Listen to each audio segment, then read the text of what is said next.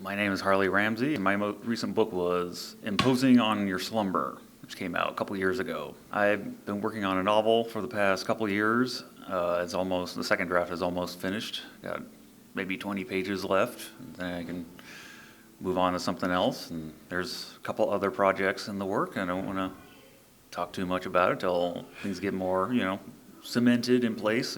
Oh yeah. How did you start your creative journey then? What was the spark? Well, I've always been a creative kid, very highly imaginative. I grew up watching cartoons and movies and reading books and stuff. I just remember being very creative. I drew and I wrote even from a very young age, but my current path came about when I was in high school. I think I just turned 17, and a combination of the movie Secret Window and reading Edgar Allan Poe kind of gelled together, because even at that time I kind of thought about being a writer at that time, but more in like a part-time capacity. Like I'll do something else, but I'll do this on the side. Yeah. Then I saw Secret Window and saw Johnny Depp just lazing around the house all day, and like, that's the job for me. I thought that was perfect. Right in the morning and just goof off the rest of the day. But then also, I had actually reread Edgar Allan Poe's The Telltale Heart, and I was reading that, and it reminded me a lot of kind of the narration of the story that's in Secret Window, the one that John Shooter claims is plagiarized. And like the language and the rhythm of that kind of reminded me of The Telltale Heart, and I read it, and I remember just thinking to myself, and not in a derisive or derogatory way, I was like, well, I could do this. It's kind of like recognizing, like, oh, I could probably do something like that, and that's what I've been doing ever since. How did it start for you then? What was your first book?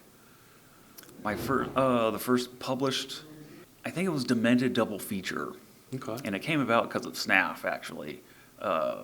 Kara asked me if I wanted to sell books here, and I didn't have anything physical at the time. I think the two stories in it, I think I had self-published online. They were just like digital copies. And I thought, well, I got these two stories and like Demented Double Feature, give it a film theme to it. But those original copies, they didn't have any artwork. It was just Demented Double Feature in like a black cover, white font. Yeah. And then a little bit later, I had my sister do a photo of me in a straitjacket, and that's what's on the cover, Demented Double Feature. I tried to make it look like a poster from those 60s and 70s drive-in grindhouse kind of stuff. When you're brainstorming ideas for your next work, what's kind of your creative process in developing the new project? Sometimes it varies. Like sometimes I write down ideas, but then like other times I come across something and it just, I don't know, like it inspires something, where there's a scene that just comes out, like, and trying to figure out, okay, how do I get to that? It's never like the end scene. It's always like somewhere in the middle. Yeah. So okay, that's this end scene, and go up to gotta find out, okay, where does it start? How do I get to that part? And then how do I get to the end? And then others, it's very difficult to describe the creative process, because it can be very different. Usually I don't start on a project unless I have at least a mental outline. I can't sit down and write an outline, because then I figure I should just be writing it anyway. Mm-hmm.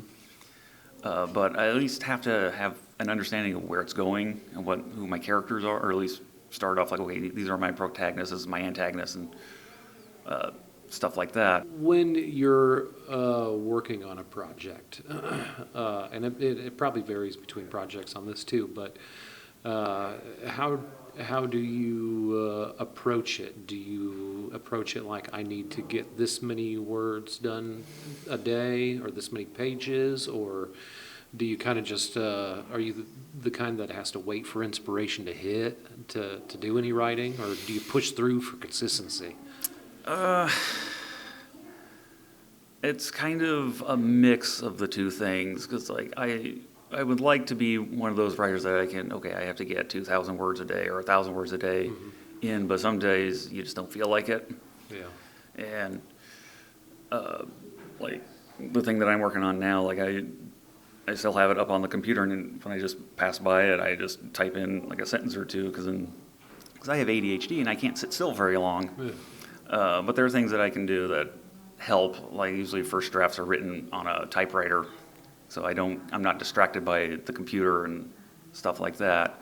And there's something about the sound the typewriter makes, and the ding of the bell at the end. There's something. It's like I think someone wants to describe it. It's like a little cheerleader clapping along and celebrating. So I can see the page filling up quicker than I can on the computer for some reason. I don't know, for some reason I type slower on a computer than I do on a typewriter. I don't know why that is, but. And then if I can ask, how do you approach like marketing and promoting your books? I take a lot of inspiration from like heavy metal bands. Okay. So I see kind of what they do, and I'm like, why can't I apply that to writing? Yeah. So that's why my covers all look a certain way. That's why I present myself a certain way. Yeah. But then there's only so much you can do. You just say like, hey, here's the link to my latest work on Blue Sky or Facebook or whatever, and Yeah. see if it works. How do you like your music while you are writing? I know some people like headphones. I know one guy was telling me that he likes to write with just his vinyl player, no headphones, just his vinyl playing in the corner. It depends. I think mostly I just do it with the stereo, but there's been a couple times I use the headphones. Like that's a good way to shut out the more conscious aspect of your brain and just let things flow out of you.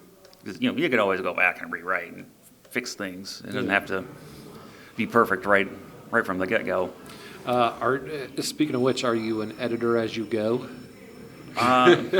This is also why I use the typewriter, because when I'm on the computer, that's exactly what I write a sentence. I think there was just with this work that I'm working on right now, I wrote a sentence a certain way the day before, and then this morning I fixed it a little bit, and that's the typewriter is not forgiving in that that regard, and so it's like, okay, just keep going forward. I mean, I may cross stuff out and scribble, but I don't. I'm not making a clean copy. The process that I do, because I write the whole thing out on the typewriter and then I retype it out all into the computer. Yeah. Because for me, just to go through and rewrite just a single paragraph, for some reason, I feel like the reader would see the seams, like you're putting the which they probably won't, but for me, I don't feel like it's going to flow right if I don't just retype the whole thing and do all that. I know it's probably hard to pick a baby, but who's your baby out of your books? Do you have one? I'll say the one called Blue Jeep, which is in Imposing on Your Slumber. Yep. And I think just because that was the very first professionally published story I ever had. Yeah. Everything's been self-published. That was the first one that I'd been trying to get published. I was submitting stuff since high school to different magazines, and it was the first one that said, yes, we'll print this. Who picked that up? Allegory. Allegory. Mm-hmm. Cool. It's an online magazine. It comes out 2 or 3 times a year, so there's different versions, and it came out 2019, I think. Do you have any advice for anybody out there that kind of wants to throw their hat in the ring as a published author? There's all sorts of advice that everyone's thrown out there. Read a lot, write a lot. Probably the big one, but in terms of self-publishing, this is something that I see a lot, and I get annoyed with it, is don't use a sans serif font in your published book. Yeah. Because it is difficult to read. It is difficult to read. It hurts the eyes. it's hard to read, and especially when it's all crammed together. It works great when it's a website, but when it's a printed page, it doesn't work, and you gotta format your stuff just right, and you gotta make it readable. I always have, when I go and start formatting stuff, I usually have like actual published books that I kind of use as a guideline. Yeah. And it's like, okay, I want it to look like this, because recently I've been coming up with a theory that I think, especially with horror fiction, Yeah. I think sometimes the format changes how it feels, Yeah. or the atmosphere of it. Because like it in hardcover and then in a mass market paperback, Yeah. the mass market paperback just adds something to it, and I don't know what. Yeah. Because I see that with like Stephen King's work. Like if you read them in, like his earlier works, you read them in their hardcover version, you interpret it, or you take it in a certain way, or the atmosphere is a certain way, but then you read the paperback book, Yeah. and all of a sudden it changes. Like it makes it heightens that horror aspect to it. I don't know why that is, but Yeah. the trick to writing is you have to make your reader forget that they're reading. Yeah. And even something like just formatting will take a person out, and Yeah.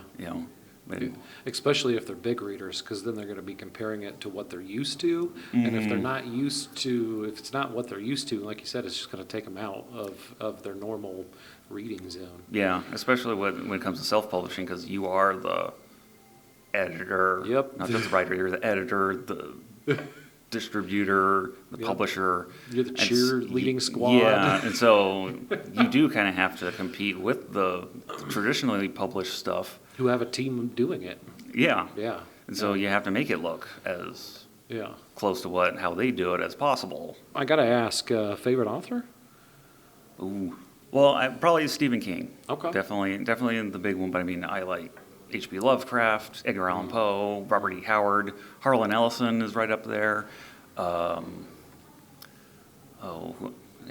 Michael Crichton. So I read a lot of his stuff when I was a kid, and still reread Jurassic Park and Lost World every once in a while. And I've been reading a writer, Stephen Graham Jones.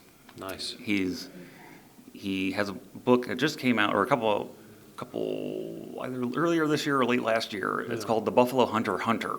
Haven't read it yet. I'm excited to, though. It is very good. What is it about SNAF then that makes it so great?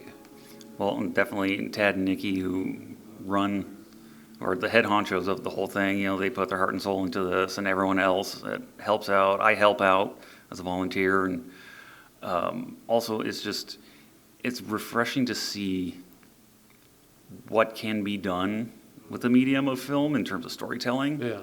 Because if all you're used to is what you see in the cinema, in the multiplex cinemas, the mainstream movies, it's refreshing to see how someone else can tell a story. Because I think the way that movies are done now are very much the same.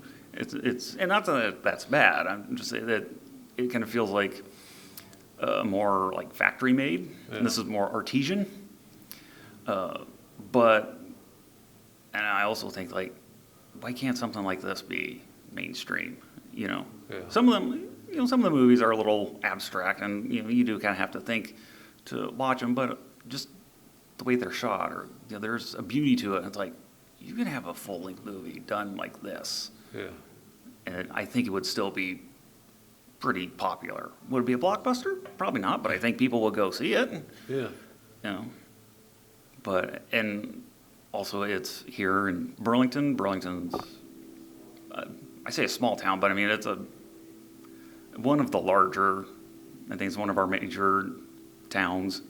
So you have Sioux City, Des Moines, Dubuque, Iowa City, Cedar Rapids, and then Burlington, and maybe Mount Pleasant at the kind of tail end in terms of population. And so it's really good to have things like this here, because you often think of film festival, you think of like Cannes, or you think of being in LA or New York or something, or Chicago or some like really big metropolis, and it's good to bring art here, because I think especially like nowadays it's important to have good art here in what is known as flyover country. It's important, and I think it's also a kind of an investment in this area in terms of culturally and to get kind of a better understanding of the world. I mean, that's the thing about art is that it is,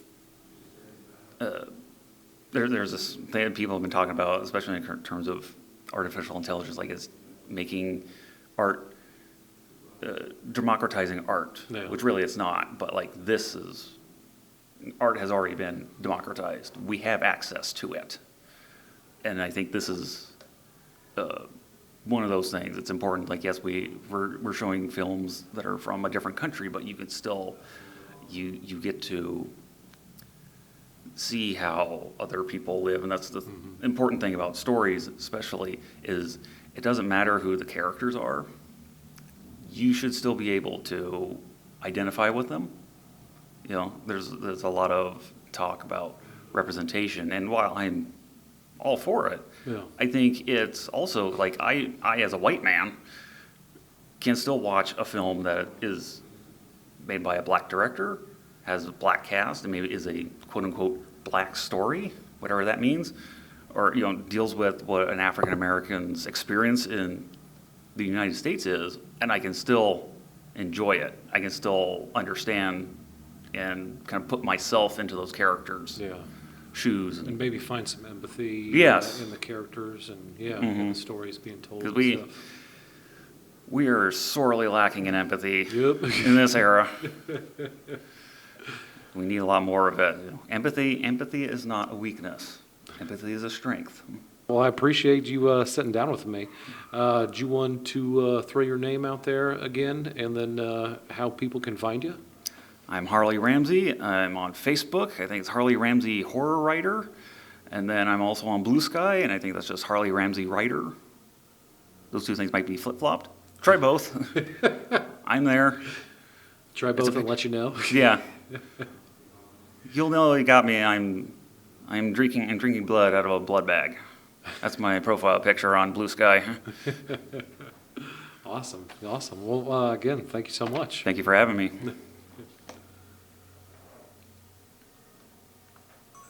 Nice. I didn't know if the camera was still on when I